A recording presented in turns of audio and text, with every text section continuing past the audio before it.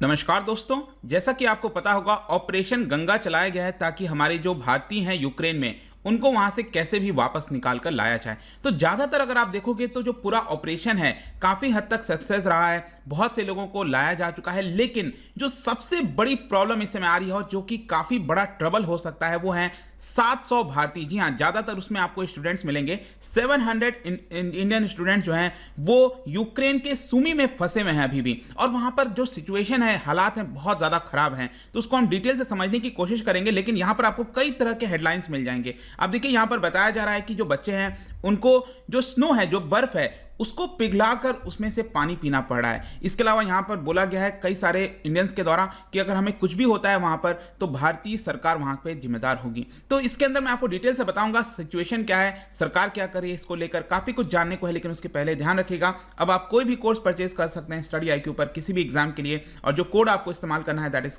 अंकित 33, क्योंकि इससे आपको मैक्सिमम जो 33% का डिस्काउंट है वो मिल जाएगा। इसके अलावा अगर आप MCQs अटेम्प्ट करना चाहते हैं तो मेरे इंस्टा पेज पर जा सकते हैं, वहां पर स्टोरीज में जितने भी MCQs हैं वो आप ले पाएंगे। चलिए देखते हैं अभी एग्जैक्टली हो क्या रहा है, हम इसकी चर्चा क्यों कर रहे हैं। आपको पता है ऑलरेडी 10 दिन में मतलब कि 10th डे में एंटर कर चुका है जो यूक्रेन रशिया वाला वॉर है, और उसमें भारत के लिए सबसे इंपॉर्टेंट और जो सबसे बड़ा चैलेंज है वो ये है कि यूक्रेन के सुमी में से यहां पर भारतीय नागरिकों को वापस लाया जाए। अब क्वेश्चन आएगा कि सुमी कहां पर है। जैसा कि आपको पता है ये यूक्रेन का मैप आप देख पा रहे होगे, जो ज्यादातर हिस्सा जो घिरा हुआ है यूक्रेन का वो आपका रशिया से देखने को मिलता है। इसकी कैपिटल कीव है, और कीव के बाद जो सेकेंड इंपॉर्टेंट शहर है सबसे लार्जेस्ट वो खार्किव, आपने सुना होगा यहाँ पर। और उसी के ऊपर नॉर्थ वेस्टर्न साइड आप देखोगे ना तो यहाँ पर जो प्रोविंस है ये है आपका सुमी प्रोविंस, और यहीं पर आपको मिलेगा जो सुमी शहर है। तो इसके खार्किव के नॉर्थ वेस्टर्न साइड में यहाँ पर है सुमी, और वहाँ पर काफ़ी ज़्यादा अटैक हो रहे हैं, प्रॉब्लम्स हो रही है, बॉम्बार्डिंग हो रही है, और इसीलिए वहाँ पर जो भारतीय फंसे हुए हैं करीब बताया जा रहा है कि 700 के आसपास, उनको वहां से इवैक्यूएट अभी तक नहीं किया गया है। इनफैक्ट आप देख सकते हो यहां पर जो 3rd ईयर मेडिकल स्टूडेंट हैं केरला से, मालविका मनोज, उनका कहना था कि जब बॉम्ब एक्सप्लोड हुआ तो हम जल्दी से जाकर अपने आप को छुपाने की कोशिश किए, और अपने थर्स्ट को, प्यास को मिटाने के लिए हमने बर्फ को पिघलाया और वहां से पानी पीने लग गए। हमारे पास जो भी पानी वगैरह बचा था वो भी खत्म हो गया, और लगातार हमें जो सायरन्स की आवाज है, एयर स्ट्राइक्स की आवाज है वो सुनाई दे रही है, और इसी की वजह से हमें बंकर्स में जाकर छुपना पड़ा विथ आवर पासपोर्ट्स। और इस तरह के जो सीन्स हैं वो लगातार आपको देखने को मिल रहे होंगे। ये ज्यादातर सुमी एरिया से ही आ रहे हैं, क्योंकि वहां पर अभी तक इवैक्यूएशन नहीं हो पाया है, इलेक्ट्रिसिटी नहीं है बताया जा रहा है, फोन चार्जिंग पर नहीं लगा पा रहे हैं, और इसलिए वो लोग फोन इस्तेमाल नहीं कर रहे हैं, कम्युनिकेशन कभी भी एंड हो सकता है। और बताया जा रहा है जहां तक इवैक्यूएशन प्रोसेस के माध्यम से कि एक भी सिंगल इंडियन स्टूडेंट्स को सुमी से अभी तक बाहर नहीं निकाला। मतलब जो सुमी स्टेट यूनिवर्सिटी है जहां पर मेडिकल की पढ़ाई कर रहे थे बच्चे, वहां से एक भी बच्चे को अभी तक नहीं निकाला जा चुका है, और इसी की वजह से जो 700 इंडियंस हैं इनके लिए काफी बड़ा खतरा हो गया है। तो यहां पर क्वेश्चन आपके मन में यह भी आएगा, कल भी मैंने वीडियो बनाया था जहां पर चर्चा हो रही थी सीज फायर के बारे में, कि रशिया ने सीज फायर करीब 5-5.5 घंटे का लागू किया था ईस्टर्न वाले साइड में, और इसको रशिया ने बोला था रिजीम ऑफ साइलेंस हम प्रोवाइड कर रहे हैं ताकि ह्यूमैनिटेरियन कॉरिडोर्स खोला जा सके सिविलियंस के लिए। तो बेसिकली जो दो मेन जगह पर ये सीज फायर लागू किया गया था रशिया के द्वारा वो था मेरियोपोल। यहां पर आप देखोगे ये सी ऑफ अजोम में आपको जो पोर्ट सिटी है मेरियोपोल वो देखने को मिलेगा, और उसी के जस्ट अबव एक और शहर है वोल्नोवा, और ये इसके आपके एकदम नदन साइड में जस्ट ऊपर ही एक और शहर है। ये दोनों जगह पर यहां पर सीज फायर लागू किया गया था। लेकिन अभी भी जो मैंने आपको बताया खार्किव के नॉर्थ वेस्टर्न साइड में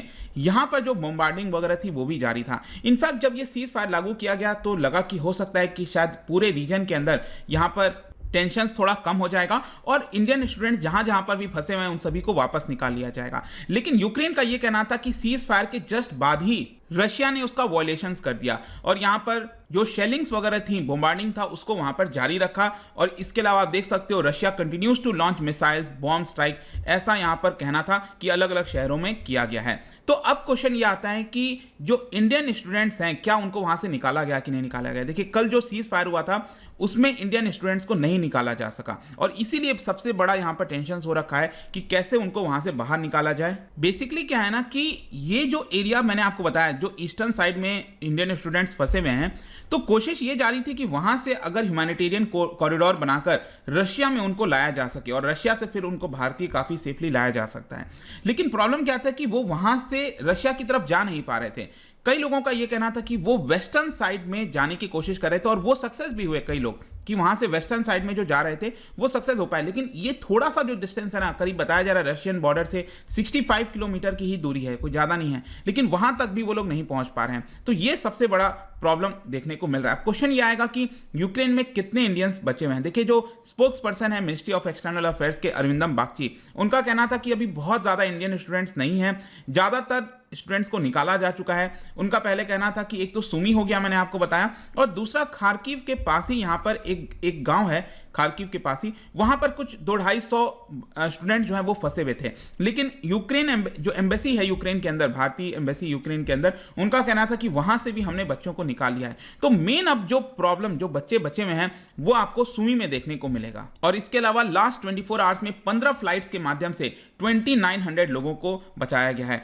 13,300 जो इंडियंस हैं उनको 63 फ्लाइट से लाया गया है अंडर ऑपरेशन गंगा, और अगले 24 घंटे के अंदर 13 और फ्लाइट शेड्यूल की गई हैं, जिसमें एक आपको इंडियन एयरफोर्स की जो एयरक्राफ्ट है वो भी देखने को मिलेगा। तो क्वेश्चन यह है कि सुमी में इस समय क्या सिचुएशन है। देखिए, यहां पर इंडियन स्टूडेंट्स को बोला गया है भारत सरकार की तरफ से कि आप जहां पर हैं प्लीज वहीं पर रहिए, आसपास कहीं पर भी अपने आप जाने की कोशिश मत करिए, क्योंकि जो सिचुएशन अगर आपको मैं बताऊं तो बहुत ज्यादा तनावपूर्ण है वहां पर। और सबसे मेन चैलेंज है यहां पर कि जो शेलिंग्स हो रही हैं, लगातार बॉम्बार्डिंग हो रही है, वो एक सबसे बड़ा चैलेंज है।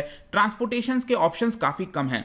भारत सरकार का कहना है कि हम रशियन और यूक्रेन गवर्नमेंट दोनों के ऊपर प्रेशर डाल रहे हैं कि किसी प्रकार से कुछ देर के लिए इमीडिएट सीज फायर किया जाए, ताकि सेफ कॉरिडोर बनाएं। जब तक सेफ कॉरिडोर नहीं बनेगा बच्चों के जाने के लिए, तब तक हम उनको अलाउ नहीं कर सकते। तो यहां पर बेस्ट ऑप्शन क्या बचता है भारत के लिए? देखिए, सबसे बेस्ट ऑप्शन तो यही बोला गया मिनिस्ट्री ऑफ एक्सटर्नल अफेयर्स के द्वारा कि जो सीज फायर है वो लागू किया जाए, तभी बच्चे वहां से आ पाएंगे। लेकिन अभी तक वो हो नहीं पाया है। इसके अलावा यहां पर दो ऑप्शन है। दो ऑप्शन बेसिकली यही है कि सुमी से यहां पर या तो वेस्टर्न साइड में चले जाएं या तो वो ईस्टर्न साइड में चले जाएं।